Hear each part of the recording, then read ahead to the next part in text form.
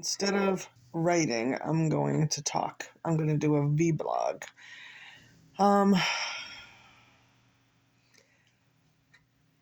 This morning, I didn't go for a run. I wanted to. I didn't feel like it, and I didn't go. And I ended up going to Market Basket because I'm so conflicted about food. And just trying to get the worst thing that I could possibly eat, unhealthy, even though it probably sounds healthy. But anyways, I went to Market Basket at like 10 in the morning, and the really big one with like the kind of sort of like a pubish kind of place. I mean, they serve hot food in there. And I got a meatloaf, squash, and mashed potato dish, and 2 boxes of Pepperidge Farm cherry turnovers. I ate most of the meatloaf and all of the butternut squash and a little bit of the mashed potatoes with gravy in the car, and I threw the rest out because what I've been doing with this long-term no taste is I'm just like shoving the food in, I guess hoping I'm going to taste it, realizing I'm not every time I eat. And it's so discouraging and so disappointing, and I end up getting all the calories and just still eating a lot and with no satisfaction. And that's just what's killing me right now, is not getting satisfied. This has been going on 2 years, and I've had some hopeful things that I thought might work, and they didn't work. And I guess for the last 2 years, I've just been in denial about it. I don't know. I mean, or I'll say, to myself, there's the texture of it, like especially with melted cheesy things, chocolate, any kind of more intense type of food with some sort of, not even flavor, but just an intenseness to it that you normally wouldn't get in like, a piece of cantaloupe. So that's what I had this morning. And then when I realized, it's like, I'm full, stop eating, you're not tasting it, and I threw the rest away. I guess that's in reality, so that's good. I'm owning the fact that I can't taste it, and why eat more if I can't taste it? I certainly need to lose weight. So, but I came back, and I'm beating myself up about eating the turnovers. I baked, they had to be baked in the oven, so I baked 4 of them that were in the box. Couldn't taste them. There's anything that I'm trying to pull out of it to be satisfied, like, it's a puff pastry, and so it was a cherry filling in it, and it's just like, the filling crunchiness of the pastry and the creaminess of the filling is the only thing that was kind of satisfying, and I just popped them in one at a time, and then I got really lethargic, really tired, and took a nap, but just felt so depressed and had to wake up from the nap. And that's my experience with food today. And this is what happens almost every day. It's really hard. And I think this is the first time in my life since I've had this for 2 years, I have no hope.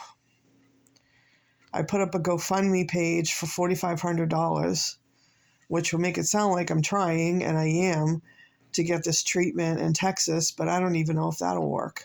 It's worked for other people, and nothing else out there that's communicated to me, whether it's online or in person, doctors, anything, have given me any concrete anything to get my taste back. And this place has given some people their taste back for very not unorthodox, but for very different reasons, that it started out being with these treatments. Like, these treatments are for I believe, numbing for surgery, and they're using these shots that are supposed to be for numbing surgery to get your taste back weirdly. So this is just craziness. I think partly I am in denial about how crazy this is via this COVID crap show that we've seen the last 2 years. And now they're letting go of all the emergency and all the crisis part of COVID after 2 years. But I still have this long-term effect. And nobody's paying attention to it out there in the medical world. Aside from a few, like this nurse in Texas. And there is a place in California, it was in a university that somebody mentioned on YouTube that they had success going there.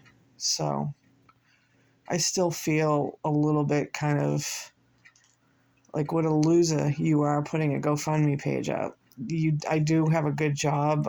I get a good salary, but I have bills. And I would have to scrimp and save to do this thing. And in either Texas or California. I'm pretty sure that the Texas one sounds more concrete to me. But it would really help to have money to be able to pay for this. That's no lie. And I can't... The only thing I focus on that gets me through is if you don't eat as much, you're going to lose weight. That's the only positive thing that comes out of this that I think of, which is huge to be able to lose weight. But then once I lose weight, what happens? Do I just keep continuing to lose weight because I'm not eating? And then I, go on the other side of the problem. It's just two edges of the same problem. Well, on one edge you're eating a lot and you're gaining weight, you're not healthy. On the other edge, you don't eat a lot and you also have issues if you're too skinny. So yeah, that's my day today, worrying about food.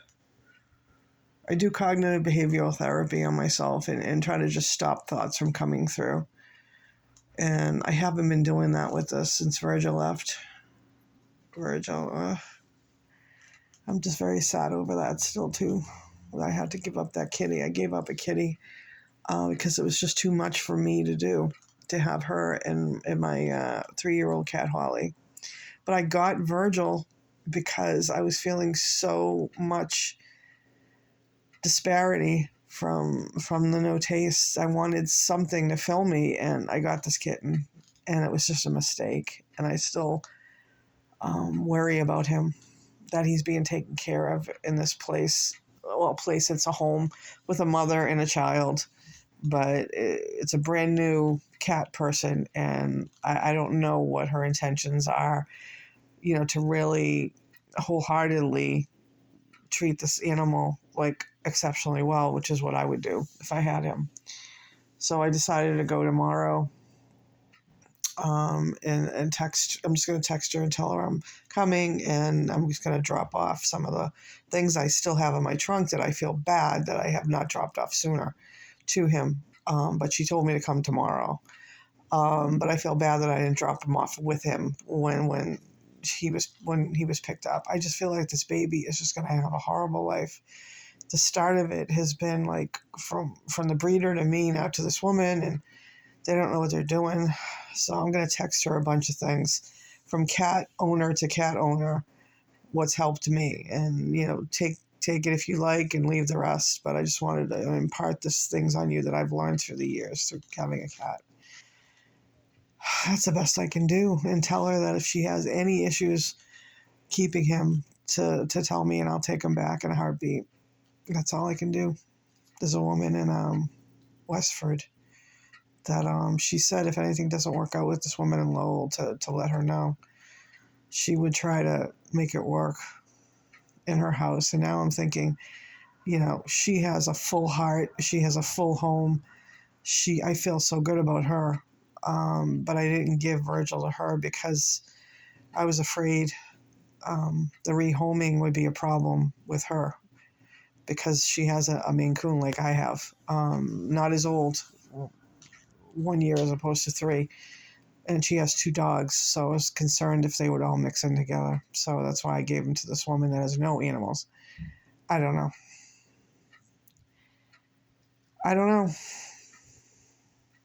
I don't know. That's the whole thing. So, all right. Well, I'm signing off. I'm gonna go brush Holly in a little bit and watch the rest of, which is a really good show, White Lotus on HBO Max. I just want to put it out there. I'm in so much despair over this food thing. It's just, I don't understand. I'm trying to find a reason why it happened to me. And, I don't understand it. All I can think of is, I enjoyed food for so many years.